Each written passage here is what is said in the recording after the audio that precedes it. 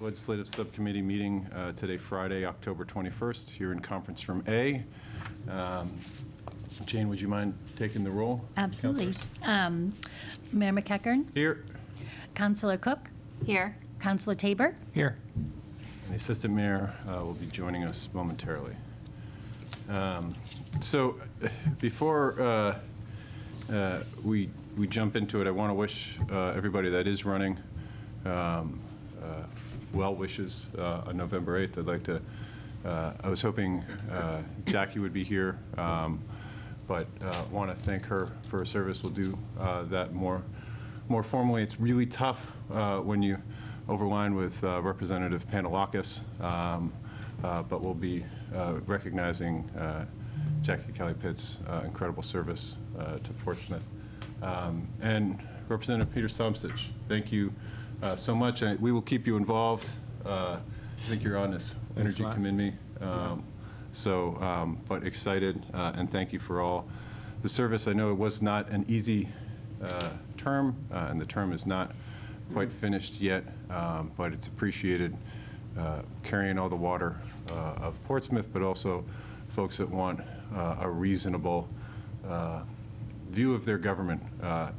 Nobody's going to believe in government unless we work to make it better, and you guys have really worked to make it better. So thank you for the effort that you've put in, and we'll continue to put in.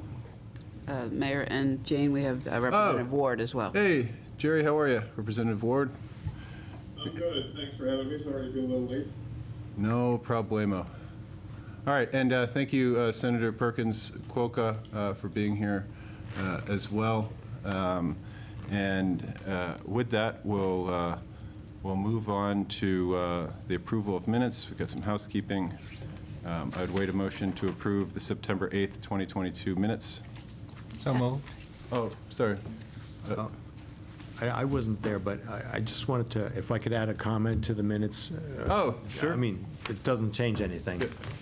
But I know we had a discussion, or there was a discussion regarding the zoning changes for single-family zoning versus multiple units. Yep.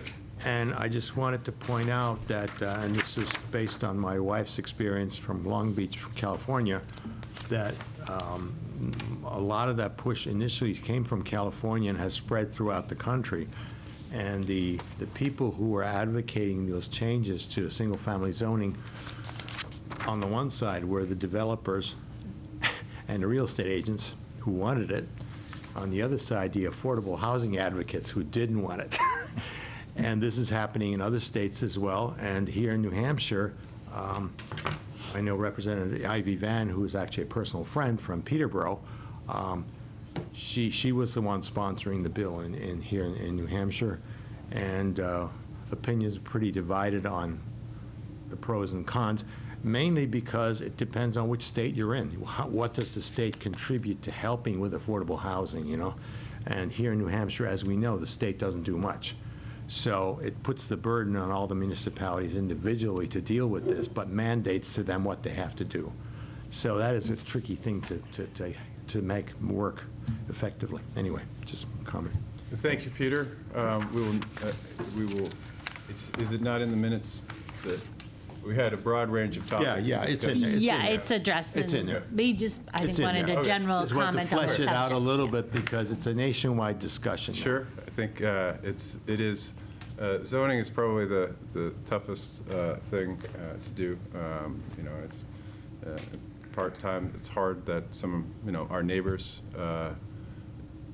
look to Portsmouth to do fix all the zoning in here, and you know, there's large tracts of So land they can all move here.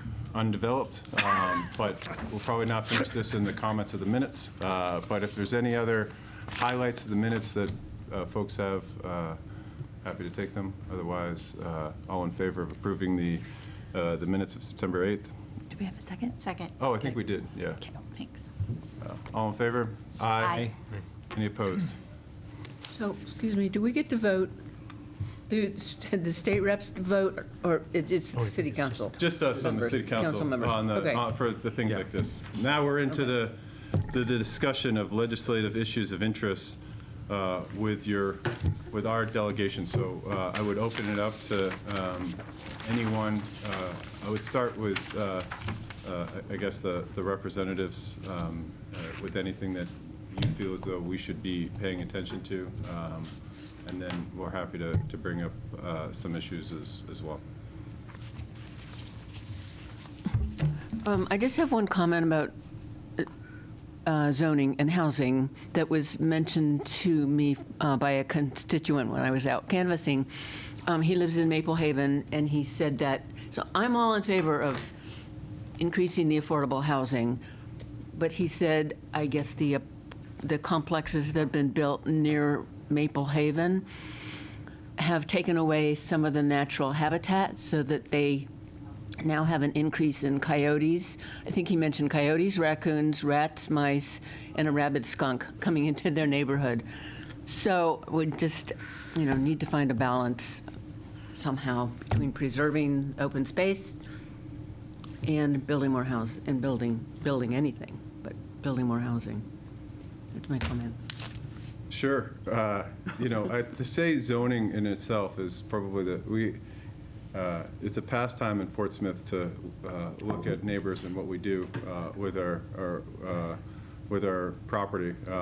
And the zoning book and has grown over the years quite substantially. I asked Bob how big this book of 45 pages was when he got here, and he said, 4 or 5. So, there's significantly enormous amount of pressure. We saw it with in the more farcical stories of the treehouse in Portsmouth, where people have a lot of opinions on what to do with other people's land, is that it does affect their land and their enjoyment of their private property. So, there's always a balance. I think what we would love to see, and I think the view that we take in, at least on the city council so far, is that we've looked at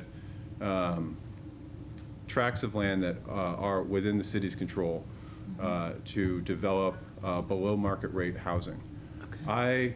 I think, to maybe Peter's point, collectively we need more housing across the entire country. In Portsmouth, we are not a market maker.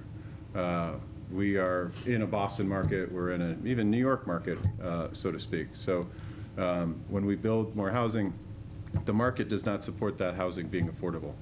And so while we have contributions to give, I think the focus of Portsmouth needs to be on delivering below market rate housing because of the services that people that enjoy that below market rate housing provide to the community in general. So that's kind of been the focus, and I would like to, there is some opportunity in some of the gateway districts that Senator Perkins Coilcutt championed here on the council, potentially out behind Market Basket to create more housing. But when it comes to the city of Portsmouth, what our focus has been on is identifying and then developing through the PHA below market rate opportunities. Like the Ruth Griffin Place, that if we named them Ruth Griffin Place at the beginning of the project, it would have gone sailed through no problemo, but we waited till it was almost done to reveal the name.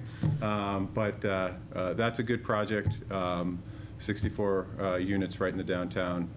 And my happiest moment as mayor has been when a DPW worker that I grew up with, played Little League with, said to me that he had gotten in to the apartments and that he could stay in Portsmouth. And that was incredibly meaningful for a kid that grew up here, stat coach Little League, and he works for the city. To be able to stay in the city of Portsmouth is something that I think is what we want to be able to achieve. But certainly understand there's a lot of pressures. Councilor Cook? Thank you. I just wanted to add that there are discussions about preserving natural space and green space in the city that are occurring. They're just not necessarily obvious right now. The governance committee has been working on an initiative to get a conservation commission together with rec and trees and public greenery to have a discussion, so that's part of our master planning process, is thinking about preservation of natural spaces and green spaces in the city. And so I think those discussions are ongoing. I think, though, that's part of kind of the long-term planning piece. Sure. Okay, thanks. Representative Muse? One of the first experiences that I had as a state rep was going to a meeting of the Rockingham County Planning Association where the topic was housing. And one of the things that struck me during most of that conversation was how most of it centered around building. And one of the things that I noticed in the minutes, I wasn't able to attend the last session, but I noticed that Councilor Tabor raised the issue of permitting multiple units in single-family dwellings. That's something that used to be pretty common in Portsmouth. I actually spent a pretty good chunk of my childhood in various three-deckers south of here. And it just seems to be something that kind of evaporated over time. Some of the places went condo. Some people decided to do other things with their property. Maybe there was less incentive to do it.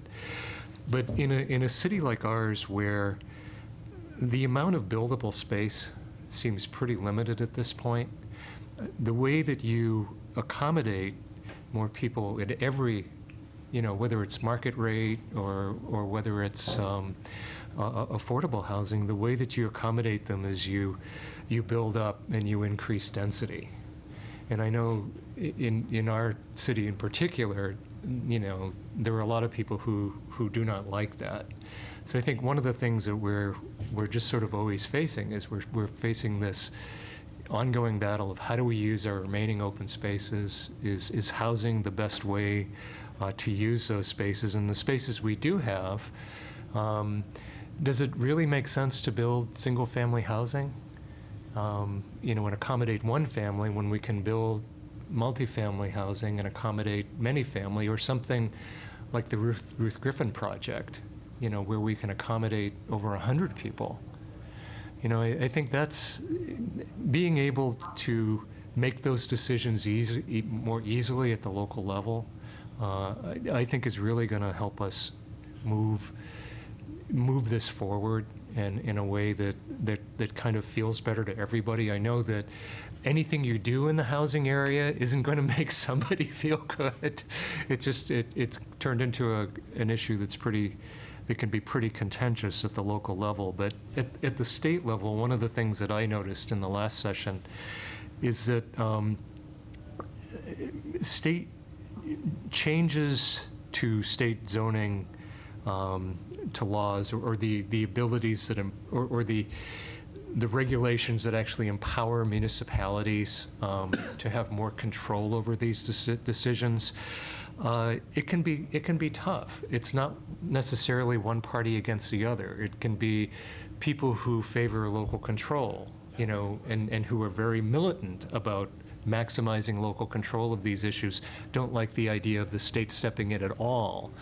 And then you have people who philosophically are essentially, they believe that if you own property, you should be able to do whatever you want with the property. So one of the things I just think we need to be, kind of attuned to is the fact that there are different constituencies up there. And in order to really move something forward like this, we need to make sure that we're, if not addressing all of those concerns, at least acknowledging them in some way.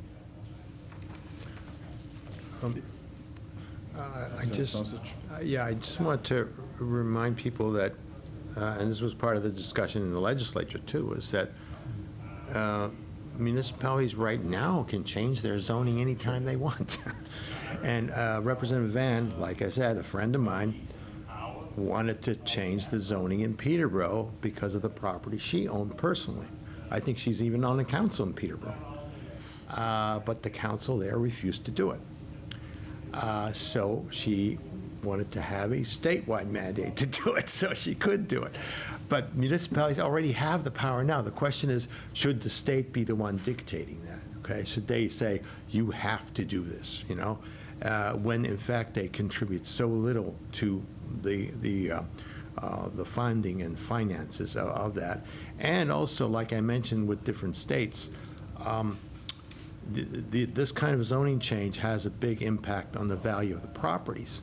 So because we're so dependent on property taxes, when you make such a big change where people's property values will change as well, that's consequence that not every other state has the same level of impact as we would here. So that's why this gets so complicated. And in addition, when it comes to the affordable housing issue in general, I think one should try to focus a little bit on the concept that if people who need to, let's say, work here, but can't afford a house here, if they can afford a house in the area, if we could improve public transportation to a degree where people can really get around quickly and live somewhere and conveniently come to work and back, that has an impact on the affordability and where people can live and work. So it's not just the housing itself that has an impact on whether people can afford to work in Portsmouth and maybe live somewhere else where the housing is more affordable. Sure. I think this is there's a lot in it. Portsmouth's changed over the years, certainly in my time in Portsmouth. I guess 40 years, we've seen a fair bit. I wish my dad had bought and held on to more property, work out a job. But I think that what I would love the delegation to think about, what are the changes that are coming to Portsmouth after COVID into the state? And I think there's a huge opportunity from remote work. Representative Muse mentioned that it was more common when he was growing up to have multi-families and even multi-generational living situations. I think that as a kid in Portsmouth growing up now, you don't have to move away to get a job that's going to pay off your highest in the country state education for the University of New Hampshire.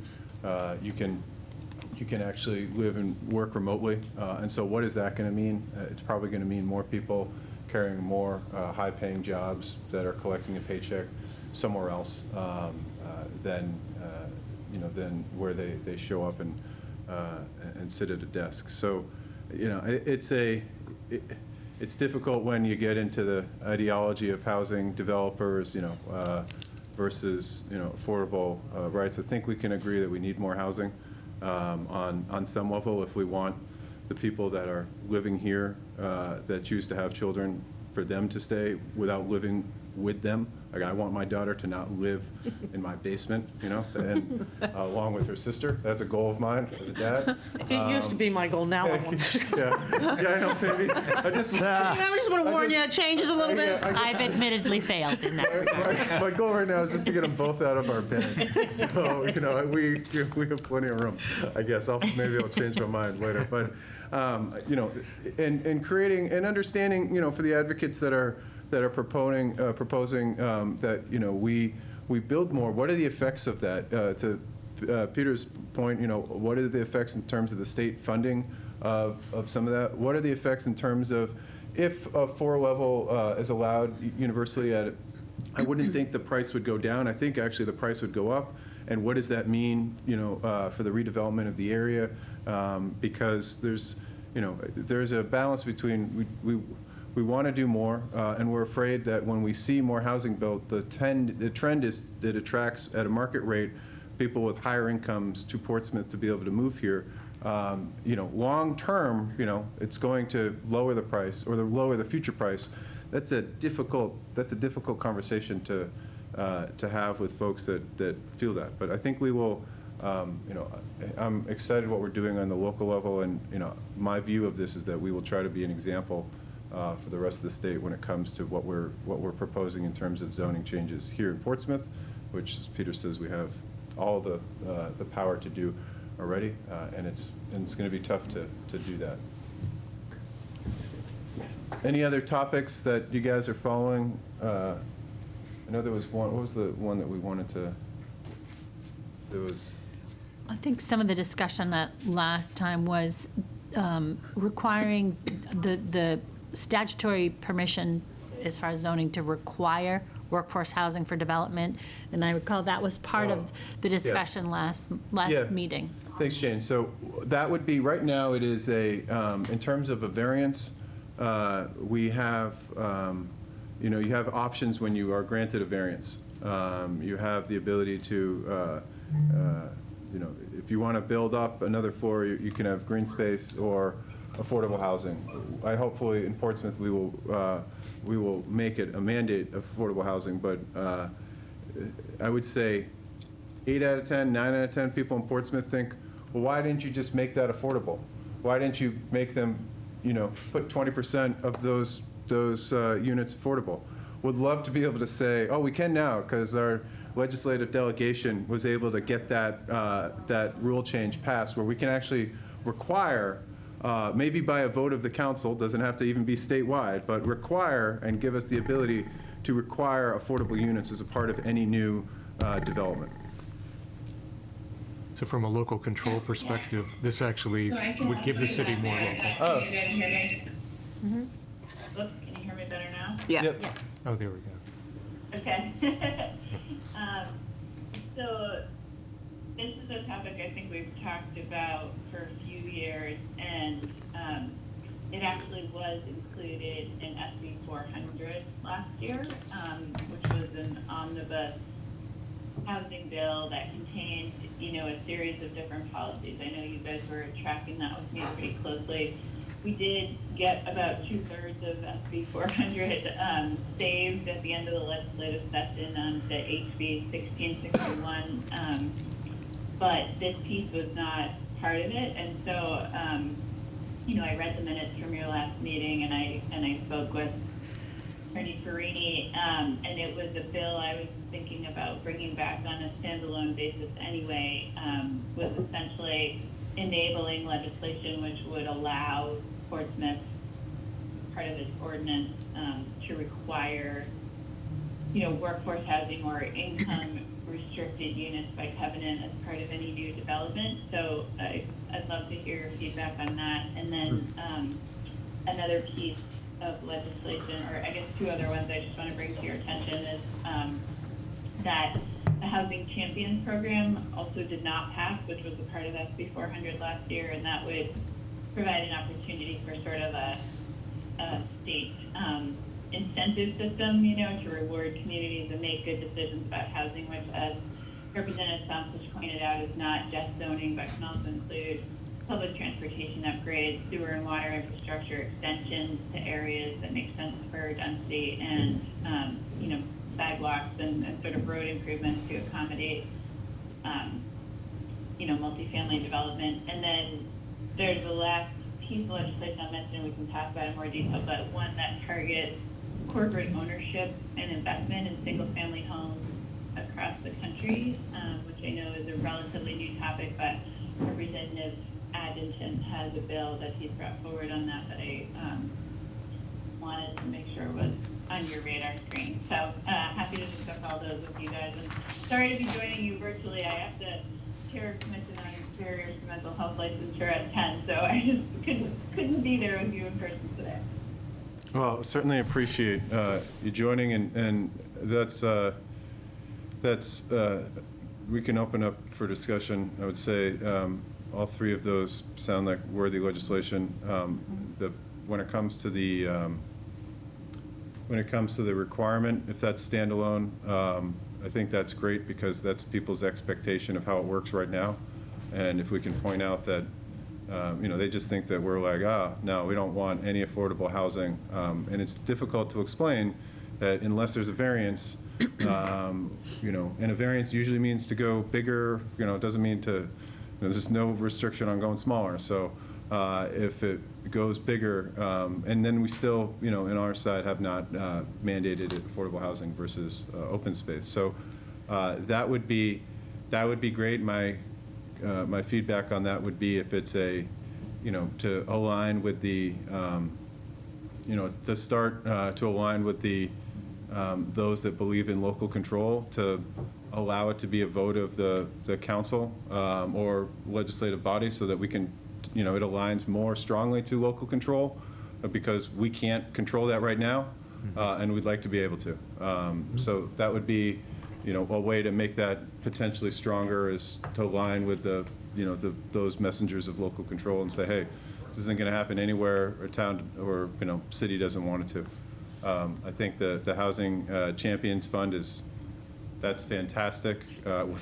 I doubt we'll get that backdated to, the sewer extension work out to Rye, but it would be a real benefit for us to be able to, explain to people why we are doing the things that we're doing, why we're investing in like a $90 million sewer treatment plant that is big enough to take a lot of wastewater from Rye and Newcastle, and why that's important. And then, the corporate ownership came up around Airbnbs, and I think that would be another way to kind of to skin that cat from a standpoint of, just making sure that people weren't investing in single families just to, I don't know if this is the intent, but I could see where it could be used to keep that from happening, and our fears around Airbnbs, single-family homes being gobbled up for that. So all good things, and I think we would, I don't want to speak for the whole legislative subcommittee, but I think we would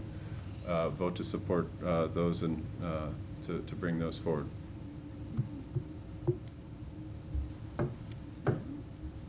Councilor Tabor? I wanted to go back to your point, Peter, about transportation. On two levels. First, the city as it exists now, there's a whole lot of people who are in income brackets that they depend on Coast. I was talking to the folks at Gather, for example, and it's critical to them that they have a Coast stop near them. I was talking to Craig Welch, and he was saying if there's another affordable housing project they can do, it needs to be near Coast. In fact, most of the people in Ruth Griffin Place don't have a car. It's really interesting who's there. We've got restaurant employees, 6 school department employees, 1 Seacoast Media Group employee. You're a media person, the vow of poverty that goes with with media jobs. But so, if a person can not have the cost of a car, they have that disposable income to afford a house. So another way to get to more people affording housing is to free them of the burden financially of a car.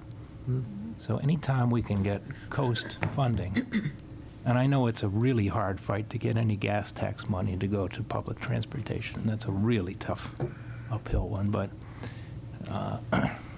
if federal money can be used, any chance we have, because Coast is important to a lot of people, but essentially it runs once an hour.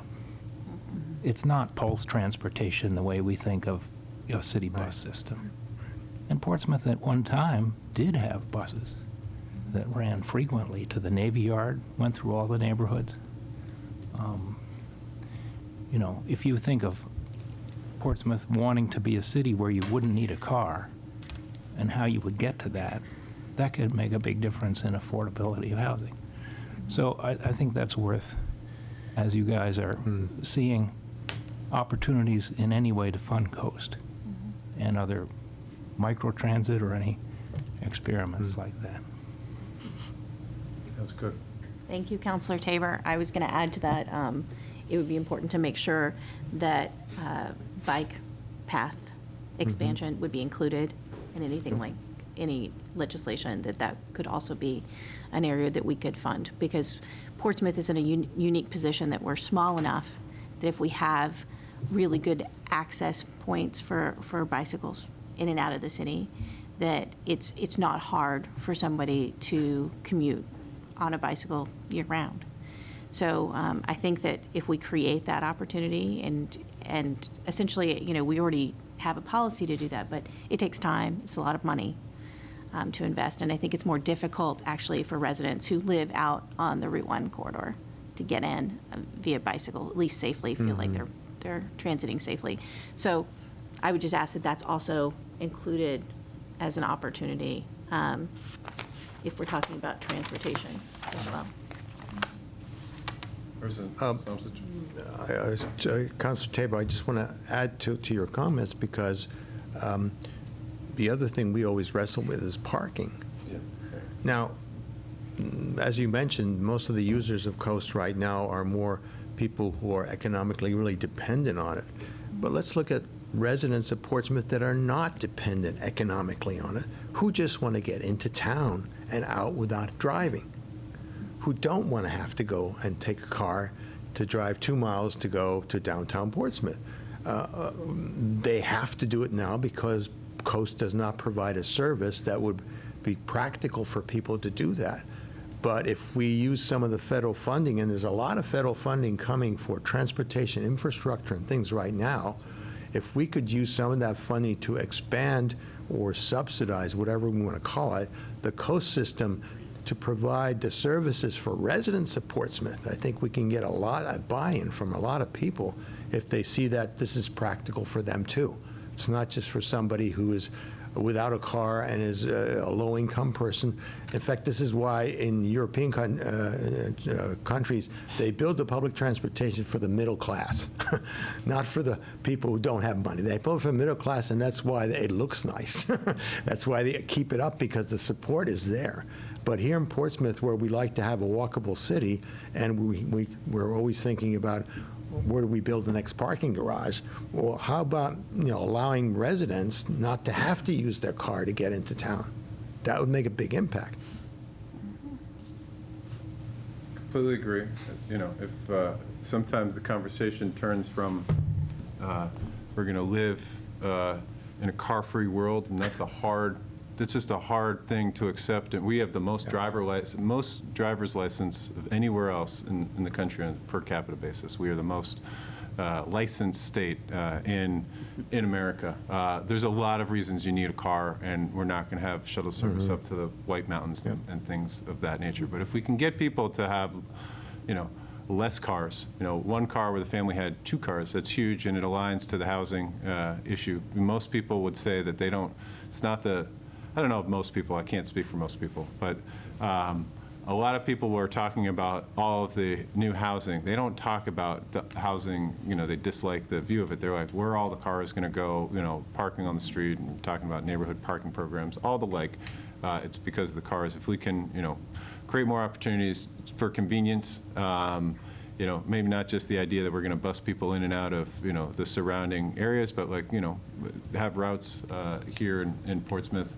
We'd look for that. We are, just conferring with the city manager, this December we'll be reintroducing a holiday shuttle that's going to go, around the town. So, if it's possible to get money to extend that operating time, that would be useful. And I think, I could definitely use sometimes when I'm walking back from downtown. It's only a 20-minute walk, but if I'm walking back from downtown, my daughter is now requiring me to carry her. In my older age, that's if I saw a bus that I could jump on, I would probably take that. But that's where, if we can frame it in a way that it's not replacing cars, but replacing dependence on having 2 cars to go everywhere as a working family, that would be really helpful to allow us to grow and build more housing and not, push people into a place where they feel like there's just too many, there's just too many cars.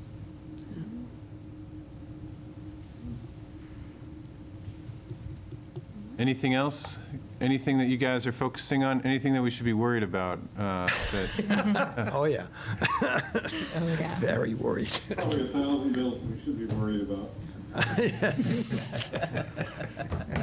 Just one more before I have to jump off is I did want to make you guys aware that Representative Edgar from Hampton is bringing back the bill to require on an ongoing basis that the state make that 7.5% contribution to the municipal retirement obligation.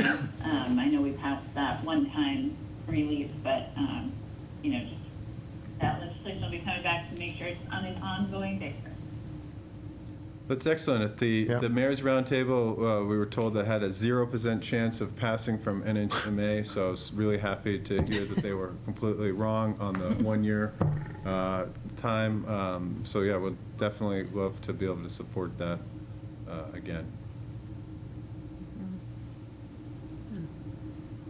So there have been, so there's an early legislative filing period, and about 200 primordial bills, or not quite bills yet, but ideas for bills have been filed with legislative services. I took a quick scan of them. There are some that affect municipalities. One that is coming back is the bill to expand funding for retirement of employees. I think in the last session, we passed a one-time increase of, I think, something from 5% that was cut down from a much higher level. So the sponsors of that are basically coming back and looking to pass that legislation again. There was actually a lot of support for that in both sides of the House, and then it kind of got diced up in conference committee at the end. But that's an area where we seemed to make some progress last year. We even actually got some money back for municipalities on a one-time basis. So maybe one of the things that should just be on your radar is just when those hearings come up, and because the amount of money that they're talking about could make a real difference.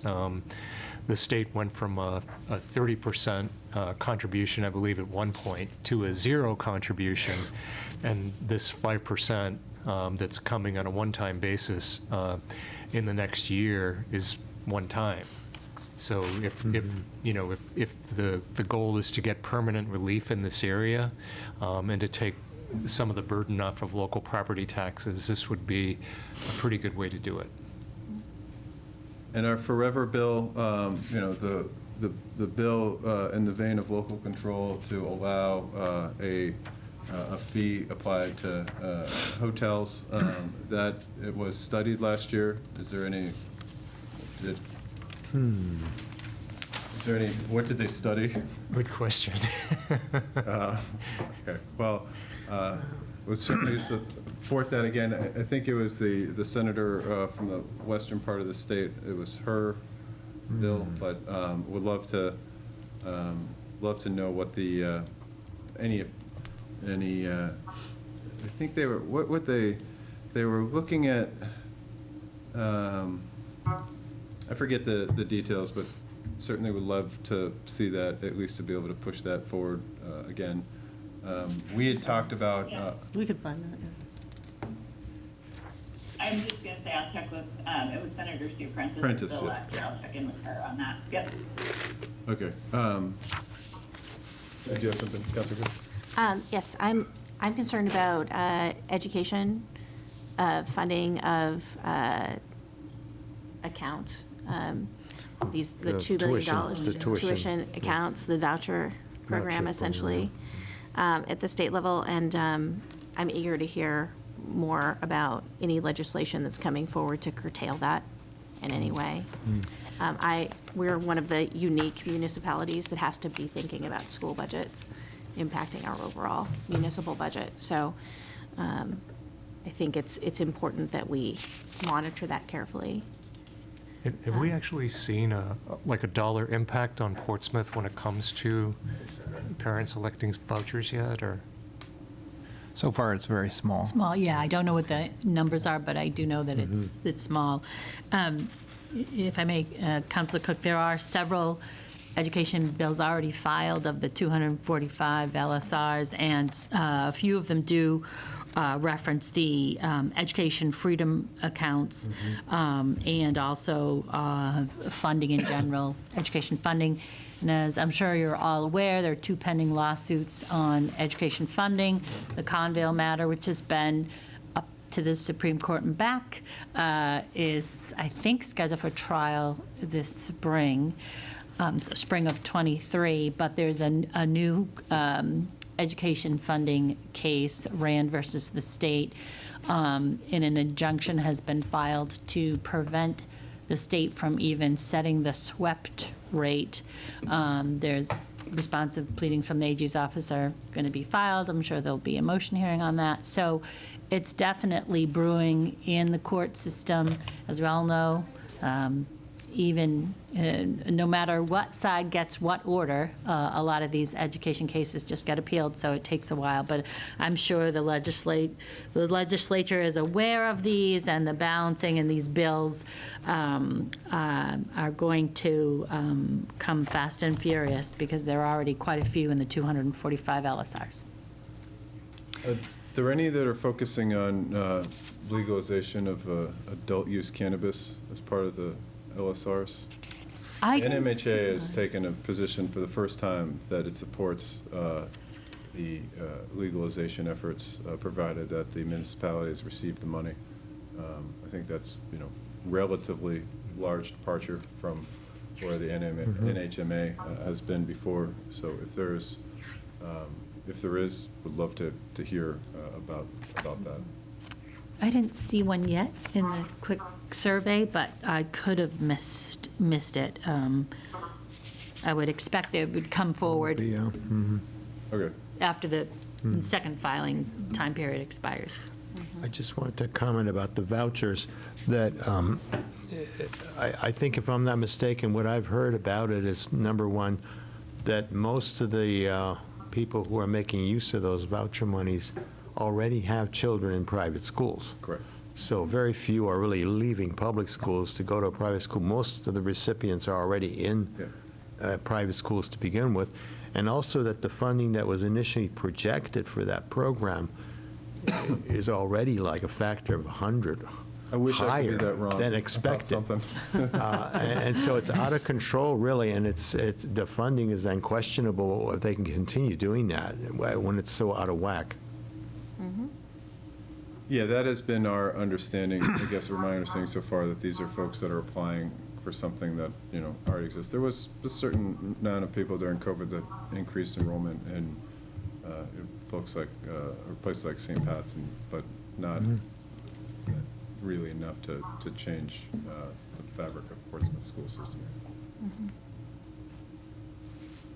To get to your cannabis question, there are 3 LSRs that have been filed regarding regarding cannabis penalties. One bill has been filed that says it would legalize cannabis for retail sale. The devil with these bills is always in the details. Marty Cushing tried to basically put through a bill that would allow a system sort of similar to Maine, with private operators, being able to, get licensed to sell it, and also trying to set up some type of revenue or taxation model and things like that. That tends to be where the legislature gets lost in the weeds, is trying to figure out how do we make revenue from it. In the last session, the answer to that was, well, let's just give the State Liquor Commission control over it. And a lot of people had issues with that as well. And even in Portsmouth, I mean, I've had several people reach out to me saying, we don't want it in liquor stores. We would much prefer to set up a system similar to Maine and Vermont's, where essentially local entrepreneurs, have the ability to, to set this up. So the strange thing, I think there's general agreement in the legislature, mostly at this point, around legalization of cannabis, but there are just a lot of issues around how it should be sold, and what mechanism the state should have to get revenue from it. Because we do have a fairly large contingency that says anything that looks like a tax is not going to fly. So how do you do that? How do you make it not look like a sales tax? How do you make it not look like the value-added tax? How do you make it not look like an income tax and still generate revenue from it? Because one of the whole ideas of legalizing this is potentially it's a very large source of new revenue in a state where we don't get a lot of new revenue sources. So, those are some of the things that we struggle with, and I think the more people who just weigh in and just say, we need to get something done, and who come up there and testify. That really is what makes a difference. Just a minute. Thank you. To combat that, I would wonder if any legislators have suggested aligning it with the prepared food and beverage tax, because we do have a prepared food and beverage fee that you pay 8.5% in a restaurant. A restaurant collects it and then sends that off to the state. So we do have that model for consumable goods, and if you align cannabis in the sense of a consumable good versus a retail good, I think that makes legislative sense. So I don't know if anyone has, I don't think anyone has done that. yeah, ask the restaurant kid. But, the other thing is, and this is just a recent report I heard from NPR, I think it was, that California is having big problems because what's happening is it was anticipated that legalizing cannabis would actually dry up the black market. And actually, it's done the opposite, because what's happening is there's not enough regulators to enforce criminal fines of people who are selling or growing when they shouldn't be. They're not allowed to. It's now merged into this big market, and law enforcement saying that we don't have rules, we don't have enough people to enforce this. We have towns that are complaining about additional criminal activity going on, and there is no resources to deal with it. And so right now, it's kind of become something that's not at all what they expected. Now, we're not a big state like California, but we're also a cheapskate state. So when it comes to enforcement of things, it's almost like, sign an affidavit, you're done. We're not going to enforce it. So when that does come down, the state has to have the right rules in place that they will enforce the rules, whatever they are, and not just kind of assume the. Well, I think that's a good reason to have, to the Assistant Mayor's point, if it aligns to the room and meals. Now, the room and meals started, off as 50% stayed with the municipality, 50% went to the state, and we know how that ended off. But if we could just start that way with cannabis, adult use cannabis, from a more of a cafe type system, and maybe require that you got to have a cup of coffee in there as well. Doritos. You have to have some sort of prepared food to go along with that, and just take a cannabis cafe model there. Councilor Cook. I was going to add, it might also be helpful to make sure that there's an allowance for local permitting. So maybe we could charge a higher permitting permit charge for operating that type of business. Yeah. I think it's also not an elected official at this point, but candidate Tom Sherman has publicly now stated that he would make it adult use recreationally legal. Yeah. So that is. Legal, you said? Or- Yes. Yeah, legal. yeah. Legal. Those bills, by the way, typically do come to Criminal Justice and Public Safety, which is my committee. Excellent. So one of the things I can certainly do is kind of keep you apprised of what's been filed and what the status of it is. Make you aware of things like public hearings that we can go to. The other thing is I will check around. I know that there are some legislators who are working on cannabis legislation, and if you'd like to, I can see if I can arrange, a meeting. At this point, there is potential to influence legislation in a way that, for instance, if there's a way to collect a better way to do a revenue model, that's something that we haven't tried before that people might be willing to do.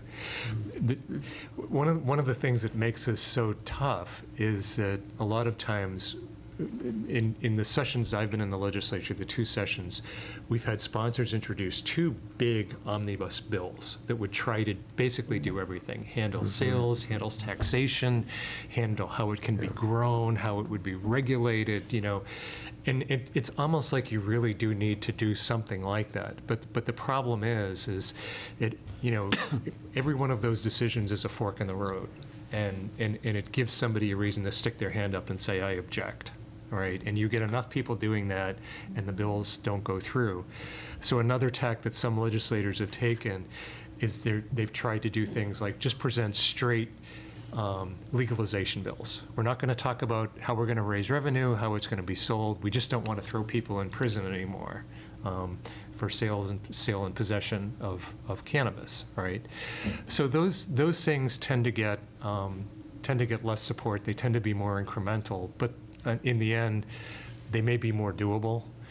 And so depending on the composition of the legislature and how many supporters wind up, getting, this type of legislation wind up coming back, one thing I would say is pay attention to the smaller bills too, because, kind of like on other issues, sometimes it can be impossible for many, many years to make progress when you're trying to do everything but the kitchen sink. But if you can actually kind of knock off one or two things at a time in a legislative session, on so many issues, whether it's PFAS or whether it's cannabis, that just seems to be the way New Hampshire likes to work at the state level. It's very, very difficult to get a big bill through. So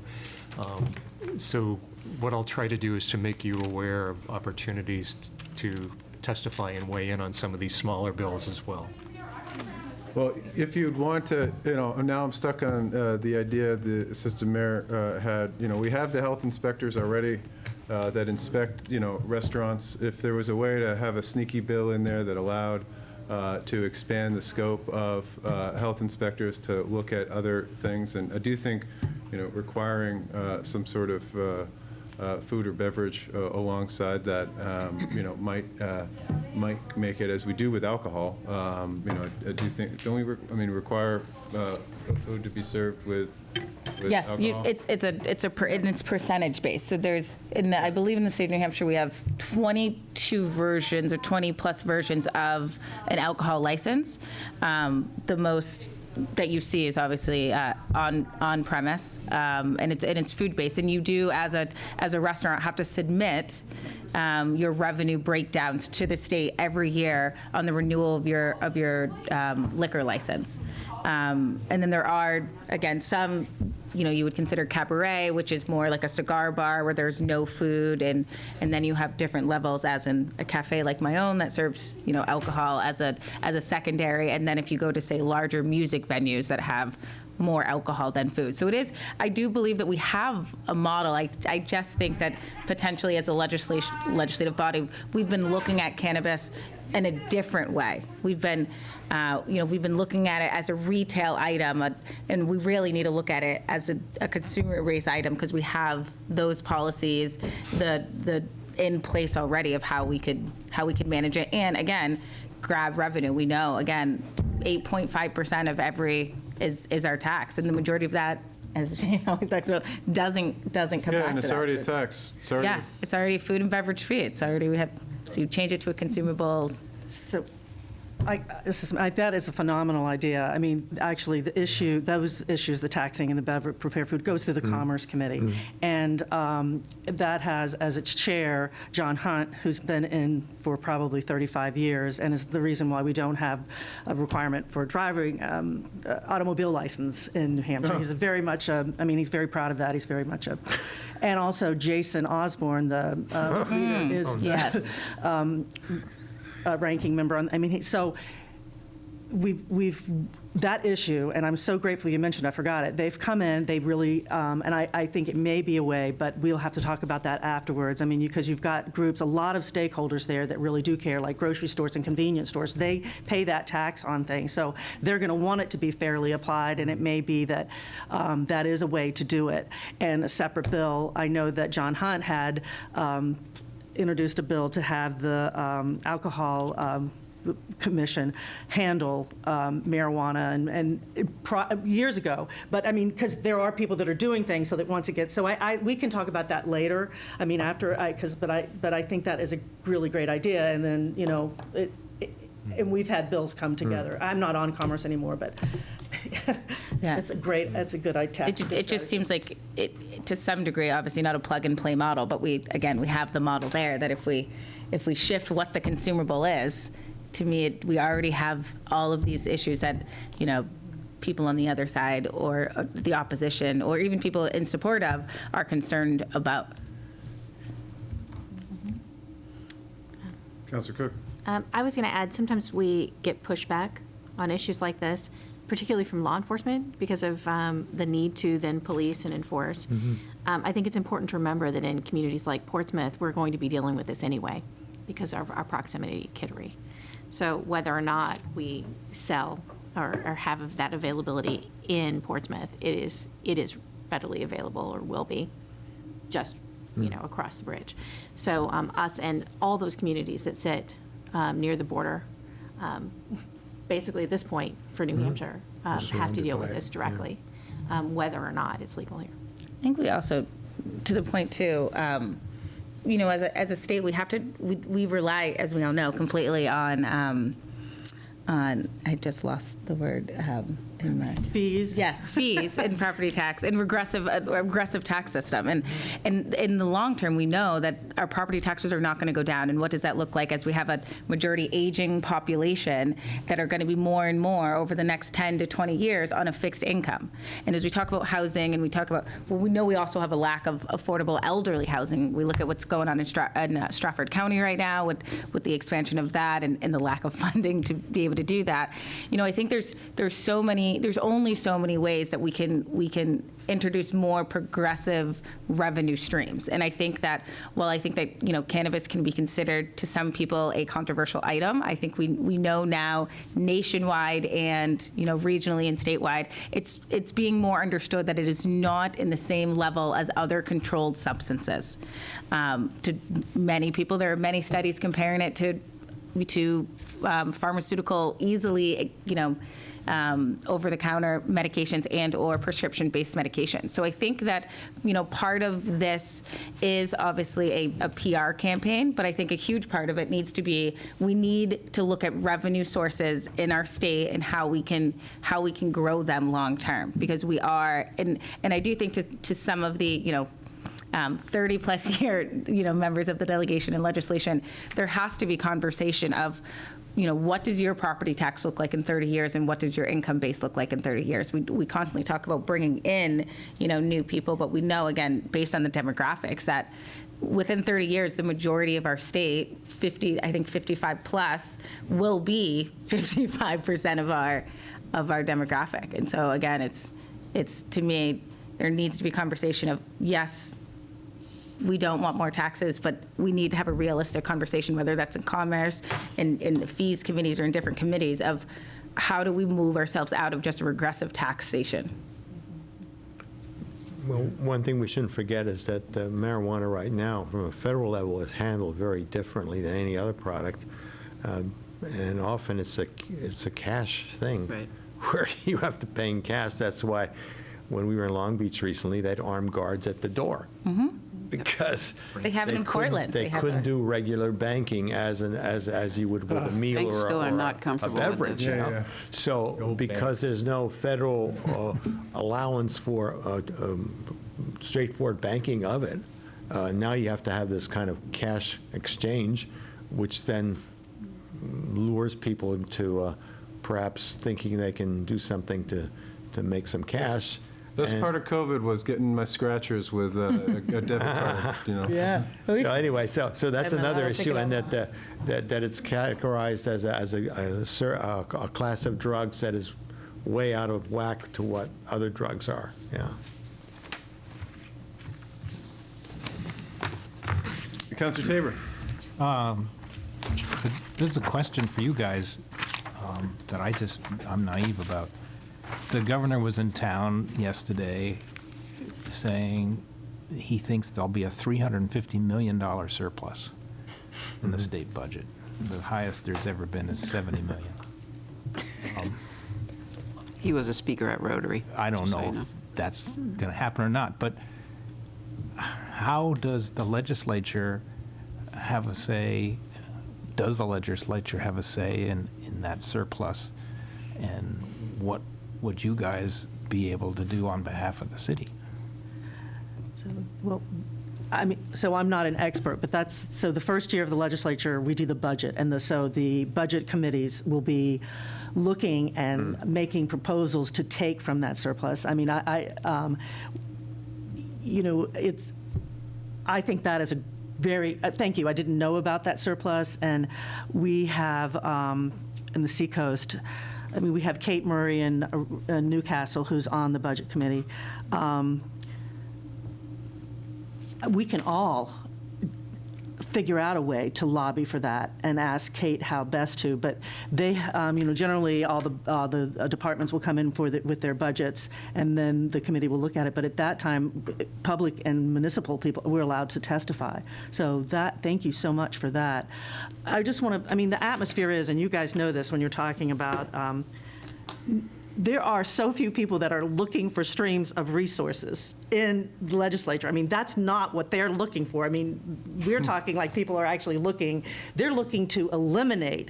I mean, I'm talking even about, the marriage license fee or the dog, the registration for dog fees. They want to reduce those, I mean, for the municipalities. So I love our conversation, and I think it's the right way to go, but it's just not the reality of being in Concord. It hasn't been.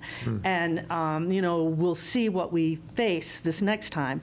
But the surplus, did you see?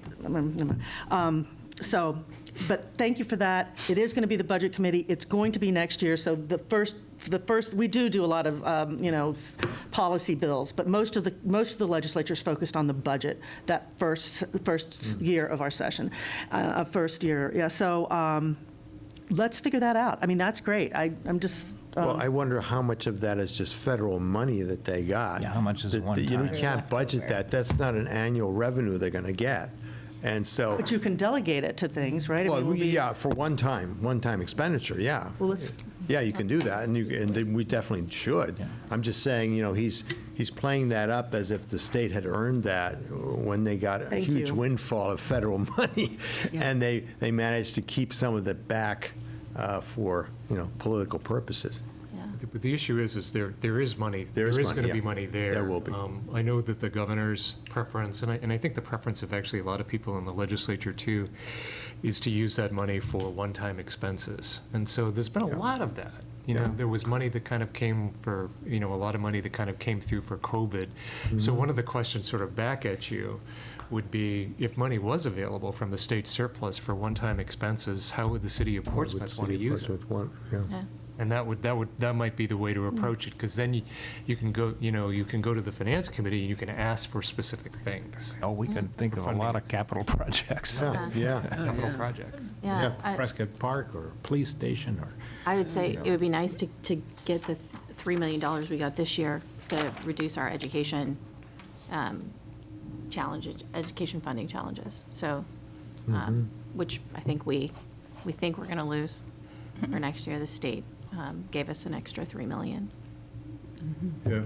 I mean, if there's something that, along with maybe the Champions Fund, if the Housing Champions Fund doesn't come to fruition, if there's something that goes along with infrastructure that can provide housing to other, or allow other surrounding municipalities to build, and it's projects that we already have to do, that would be, certainly one thing. But we will be going through the CIP process relatively shortly. If there's things that we, if there are, I don't know the context of what these one-time fees would be, like in terms of like what does the state invest in? I've got some sound walls by New Franklin that wouldn't mind them, kicking up rather than going past them. But there's McIntyre. if the state wants to, if the governor wants to he I'll throw his name on the building. there's a lot of money Throw his name on the building. that would go into that.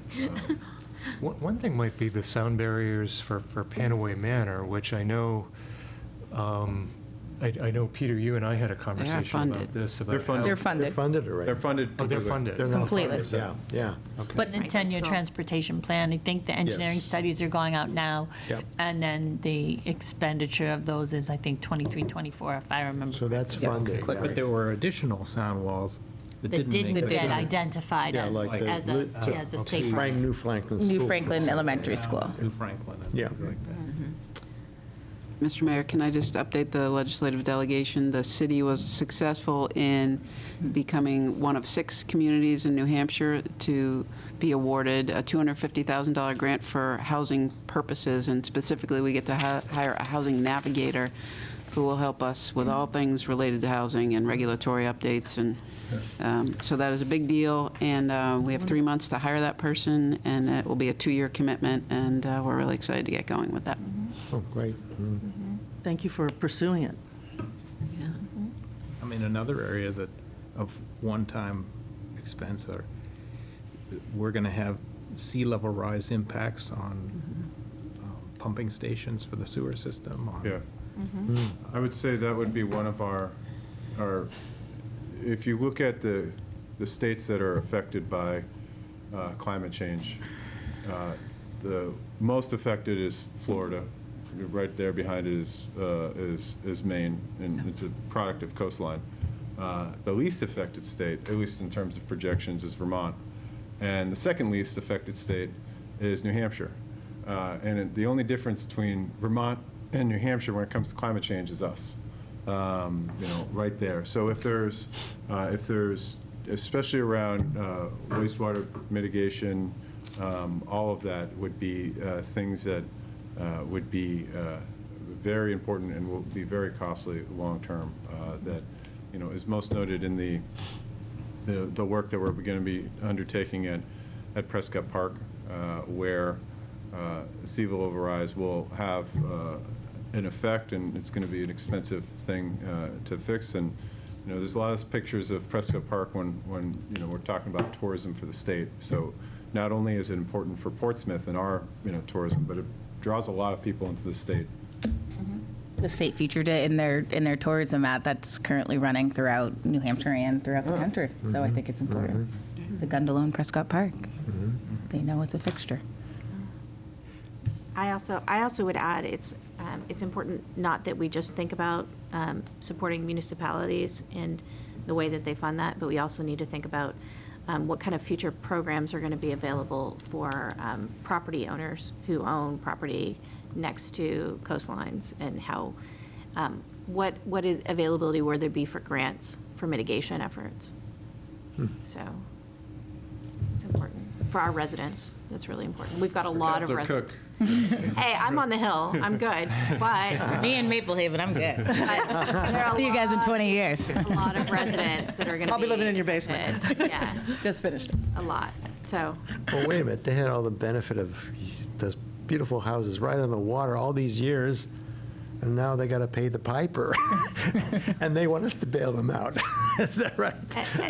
I think that we have a lot of residents who've been around for a very long time. Yeah. That own properties on the water they can't afford to do mitigation the way that we, Yep. and they will find themselves eventually in a position where they can't sell their homes because of sea level rise. So Yep. I think it's important Yep. that the state starts thinking about relief efforts for people. And there may need to be a high-risk insurance pool of some kind. Right, Yeah. right. Yeah. All right, any other questions or comments? I really appreciate you guys coming in. Jerry Jerry had to jump a couple minutes ago. jumped a couple minutes ago, and Senator jumped. Any other questions or comments? Just to reach out to us. I think the more we're talking, I think the better we can represent the city. There are some times when, to be honest with you, we're sitting there voting on legislation, and we're there trying to channel you guys, going, how would, what would Declan think about this? What would Kate think of this? And it's just always better if we know what you guys are thinking about this legislation when it comes through. The other thing I wanted to add, kind of along the lines of sea level rise, is the new redistricting has actually, my new district, which is District 37, now consists of Newcastle, Ward 5 in Portsmouth, which is a pretty good chunk of our waterfront, Ward 1 in Portsmouth, which is another pretty good chunk of our waterfront, and Newington, which is another pretty good chunk of New Hampshire waterfront. So, you know, for me personally, that's going to be much more of a focus than it's been legislatively in the past, just simply because I represent a lot more people who are going to be affected. It's almost half the New Hampshire seacoast, if you look at it by mileage. So we have one district where we have a lot of people with a lot at stake. So I just want to make sure that I'm on top of those issues. So anything that you can do to help me understand what's happening from a city perspective and stuff that may not be bubbling up to Concord would be great. And I can kind of bring that up there and share it with people as well. Thank you, David. I would ask that if there's ever any times that you question what you know, this committee would think, please reach out to us. I know Yes. Councilor Tatum and I saw ourselves, we saw each other the other day and said, we need to get to Concord more. And so, you know, I think that the four of us, I speak broadly for us, have no problem going to Concord and testifying on behalf of the residents of this community. And so please know that, you know, as we are ready to advocate for these things and go out and pitch as much as we need to in support of the legislation that we think will be the best driver for our community. So, I'm sorry, I noticed Counselor Cook always waits for you to call on her, and I'm sorry. It must be I'm a bigger family, because I just keep jumping in. You're so polite. I just want to say, I think being here is critical for us, for me, and it makes me want to be more involved in what this council and what you're doing. I think that's a critical link as well, and I so would really appreciate the time. And I don't know when our next meeting is, but I know I've been but it's really helpful. Well, we'll poll the crowd and have another one.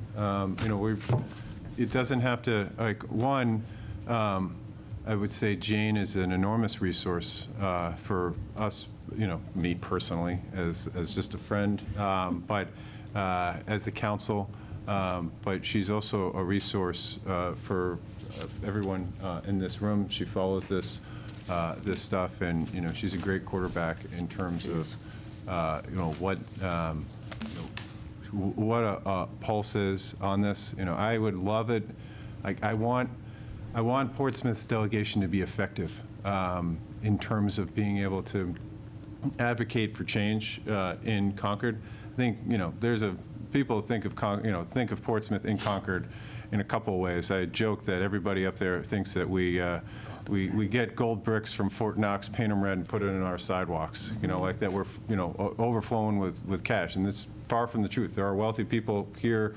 We have a great lacrosse team now that used to just be the likes of Bedford that have good lacrosse teams. So we're changing, but we're also, I would say, to almost a person. We believe in a lot of things of local control, and we would actually benefit, you know, from more local control. So if there's ways that we could align that with some of the other folks that maybe believe it from the other side of the aisle, you know, we are happy to go out and, you know, have local control when it comes to room and meals revenue, or local control when it comes to a hotel fee, or any of these other things. Like, we want to be effective. We don't want to have you guys up there that are not based in something that's going to, I guess we just don't want you guys to carry the banner for us. We want you to be effective as you can, because it's really important for the state, I believe, if you guys are effective. And we will do anything that we can to get, you know, folks up, whether it's, you know, busting folks up, or, you know, me shaving and putting on a suit. You know, there's no limit to what we're willing to do, and we really appreciate all the work that you guys do. And I think Sometimes wear matching suits. If that's right. is The other day we requested. wore matching suits. And I have to say, and some of you have been there a couple times, the mayor did testify on some bills, and, you know, as you all are in these committees, I think when local people show up, the committees really listen. And they, you know, any elected official coming to testify, any member of the public, there's a great degree of deference and respect for, not just the public, but the elected officials who live in these communities and have opinions about how this legislation should go. So certainly, I'll love to be a point of contact. I can reach people relatively quickly, and also if issues come up, and I know they do, last minute, very frequently in the legislature, any way that as a staff I can help liaison with other folks or give information, be happy to do that. Yeah, I guess if we could, if we can, if there are bills that you have as they're going through that you need our help with, if we can have a priority list of bills, I think that would be important for us. I mean, there's a lot of bills, and you guys are doing a lot of work. But if there's a priority list for us to remain focused on and, bring awareness to, from a council level, to folks that don't pay attention at all of Concord, despite that Concord always pays attention to them, whether or not it's a good or a bad thing. We're happy to do that, and I do think that it would be helpful to have some prioritizations. I heard the senator's bills where those things seem effective. I would love to have 10 bills that we would really think are effective use of our time to push for as a body. And those are other things that we can take to the mayor's roundtable as well. That's been a resource that's been pretty effective so far. So that, yeah. Thank you all. Good. Just one thing, I can resend the legislative subcommittee's legislative policies and principles. That will be helpful to you folks to know what the council has identified as priorities. Some of these, bills, most of them fall in with principles that we've already adopted. We can always adopt new principles. So, it's a living document. It's ongoing. It evolves over years. So, if Yeah, you, let's get to feedback. I don't know if Right. would love your feedback on the principles of the city and tell us, where they are in terms of, the effectiveness of any of these principles are. And some of them are simple, like, we want to maintain local control because that's what cities are going to want to maintain. But would love to hear the feedback on the legislative principles if we haven't. I think I saw a draft of that. I'm not sure I've seen where it is now. It might be on the website right I now. think it's on the website, Send but then you don't around. have to. Jane can send Jane them. can send it, you don't have to channel us. And we don't agree with all of them, like individually, it's not our job to share our personal feelings as much as it is to, govern, but I think there would be a good starting point for Portsmouth. One of the things also, too, that could be a challenge sometime for legislators with legislation is being on a particular committee is almost like declaring a major in college. exactly. So for instance, municipal government is definitely an interest, but probably not my legislative strike zone. But what we're all in a position to do, no matter what committee we sit on, is we can get stuff to people in municipal government. Sure. So for instance, if Portsmouth has this sort of declaration of principles, I think it's important for people, who are on municipal government to know how one of our largest and most important cities, feels about these issues independently of legislation. So I mean, those are things that we can easily do. Okay. Just on a very different note, just so you're informed about this, you remember we had a false alert at Seabrook? Oh, Yes. yeah. And it's also the fact that this city council, Portsmouth City Council, a while back, helped to fund independent monitoring That's right, you stations told me. Yeah. in New Hampshire. So when that false alert happened, and as you might recall, it's like there was a lot of confusion going on. For one thing, the state was not able to communicate with the Seabrook station for about half an hour or 40 minutes, and people were told via automatic loudspeaker to clear the beaches, turn on their radios, and nobody knew exactly what that meant. And there was a lot of confusion, and in addition, we have those evacuation booklets that they handed out. If you took the time, as I did when this happened, to look into it, what you should not do. People were doing exactly what they shouldn't do. Do not call the police departments or the fire departments. They're overwhelmed. Don't go to the beaches. Go away from the site, not to it. And so I called I up. think that needs to be in a pamphlet. So there was a lot of things that just didn't work the way the plan said they would, and people just don't work that way. One thing that didn't happen but could is that families were told not to pick up their kids at school. And most people saying, "Are you kidding? I'm going to go to the school and pick up my kids." But there was no school then, so it was summer vacation. So the day after that happened, I wrote a letter to Department of Homeland Security and Safety Commissioner Quinn, outlining what I saw as big deficiencies in what happened, and pointing out that the C10 network that you contributed to already has 6 monitors in place that are data is available to the public immediately. Yeah. So if you just want to know, is there a radiation leak or an emission or something, people can pick up the phone, including the state, can pick up the phone and ask. Well, they were in the dark all that time, and because they were never really connected with that, but anyone from the public could have done it, and the state could also sign up to do it.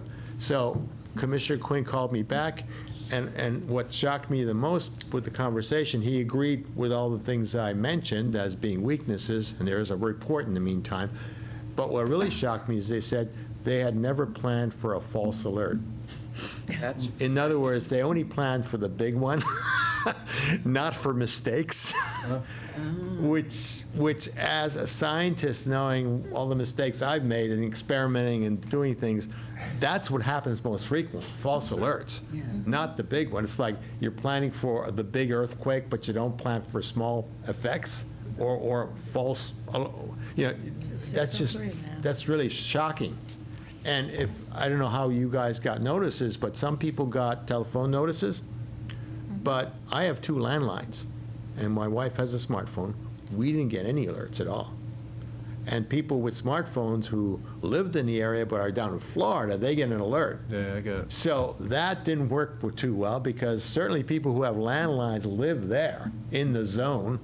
They should have gotten an alert, and they didn't, and they didn't get the all-clear alert either. So there's a lot of things that happened that should not have happened. I appreciate all the work you've done on that, Peter, and we'll continue to do. And before I call for a motion to adjourn, I just want to thank you again for the work that you've done on behalf of Portsmouth. It's very much appreciated. Glad to do it. Thank you, Peter. Thank you. And all of you. Thank you all. Wait, a motion to adjourn? So moved? All in Second. favor? Aye. All right, thanks, guys.